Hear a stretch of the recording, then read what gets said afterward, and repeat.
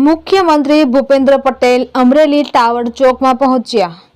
મુખ્યમંત્રી ભૂપેન્દ્ર પટેલ નિખાલ સતાની અમરેલીના વેપારીઓને મળ્યા।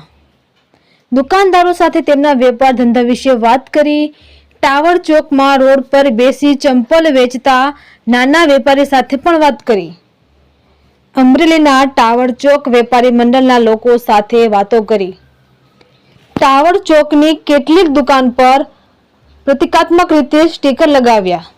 અમને ગર્વ છે કે અમારે ત્યાં વેચાતા તમામ ઉત્પાદનો સ્વદેશી છે લખાણવાળા સ્ટીકર લગાવ્યા। સ્વદેશી વસ્તુઓ વેચવા અને ખરીદવા પર ભાર મૂકવા કહ્યું। તંત્રી પ્રતિક સાવલિયા, અમરેલી।